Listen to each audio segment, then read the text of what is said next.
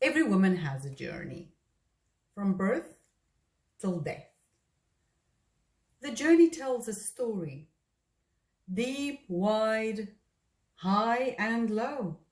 It's during these journeys that we all encounter great things, small things, painful things, and exciting things. It mixes tears and laughter, deep mourning and extreme excitement. It touches our hearts, fiddles with our blood pressure, and eventually influences our lives in who we are and who we become. It penetrates our spirit, our emotions, and our physics. And I feel I have something to share based on my personal journey. And hopefully this will encourage others that in the end, life is worth living. The intelligentsia label it emotional scars or spiritual experiences. Some call it physical upliftments. And then they treat it with medicine, provide counseling, give us options as to why we are in these experiences. They treat us with psychological systems. And then they provide us counseling. And the spiritual leaders, they prompt us to pray, prompt us to seek the Lord and go to church. They tell us to keep on working, to win the lost, to feed the poor, to be faithful in our tithing, to be faithful in our work for the Lord, to take care of the church, the vision of the poor, be faithful in our tithing. And then for those of us who are in the secular world, we are challenged to perform, to come with ideas, to create, to execute, to be excellent, to meet deadlines, to honor the vision, especially the corporate vision of the company, and not necessarily our own vision. And sometimes, while we're pursuing these corporate visions, the mobile phone makes a ping.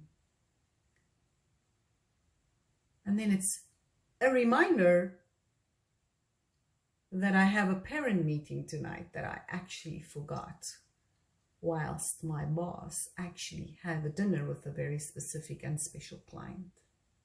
What do I do?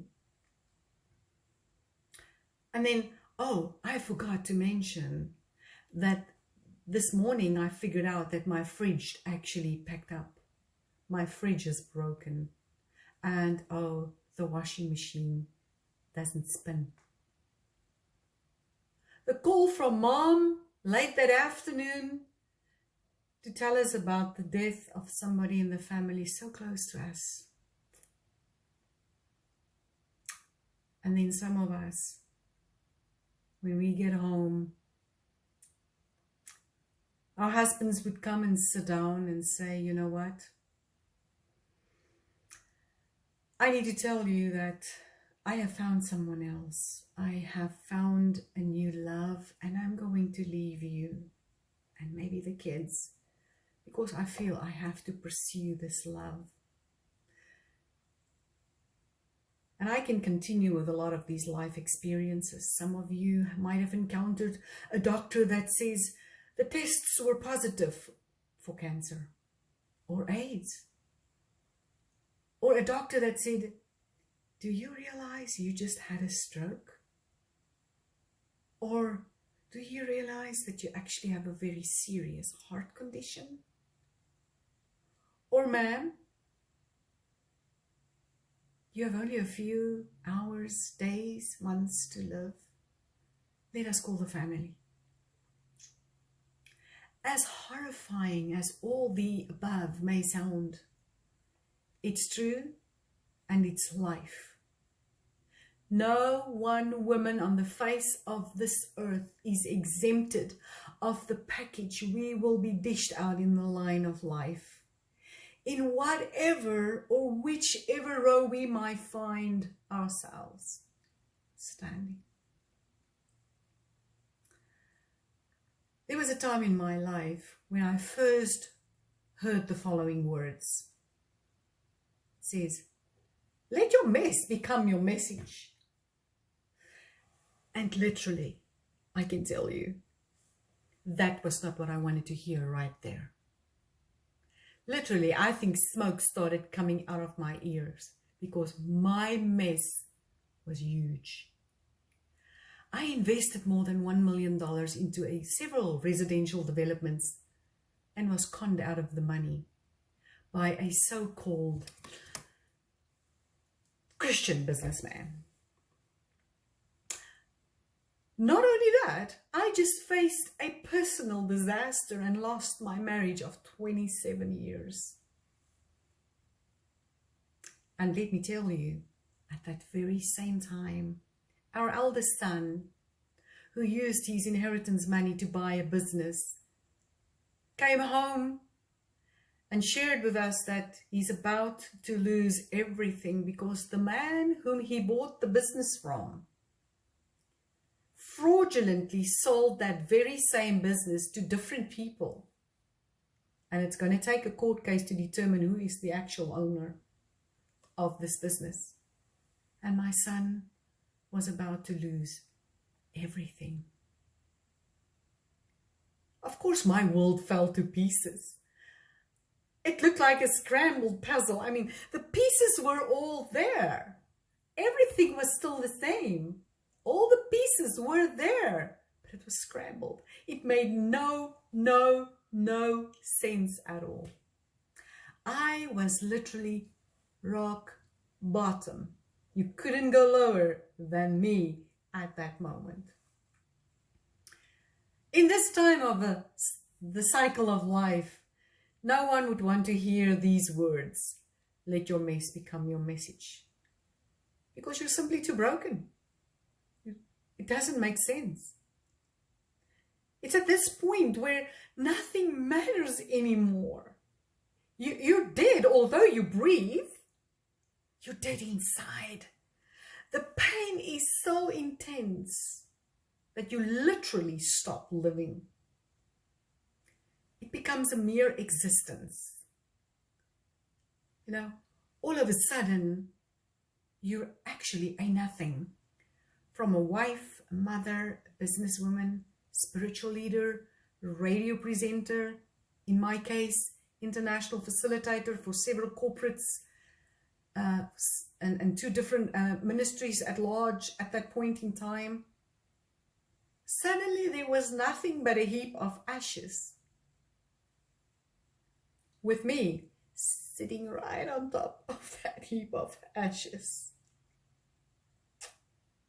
Everything was gone. Life had no meaning. We can all relate to my story, right? We all have something to say, something to tell that will make others cry or laugh or mourn or be excited or simply say, well, it's good to know that I'm not the only one suffering, right? I'm sure your story might be far more broken than mine, or maybe less broken than mine, but still broken, still so painful. As for me, I traveled around the world for 20 years due to the cause of my business and ministry. I met with so many powerful women around the world. Powerful, influential. In 2008, I was first runner-up Miss United Nations and received a special reward as an international speaker. That was all in the midst of all the brokenness that I have been experienced. And when I listened to the stories of all these women around the world, and I hear their stories, it is at that point that I knew that life was teaching me so much about the very subject of global women. And I realized through all these encounters over all these years that no one is executed or excluded from pain, from loss, from disaster. When life hits, it hits very, very hard. Working with powerful and influential women at that time, which I still do today, wonderful to meet powerful women.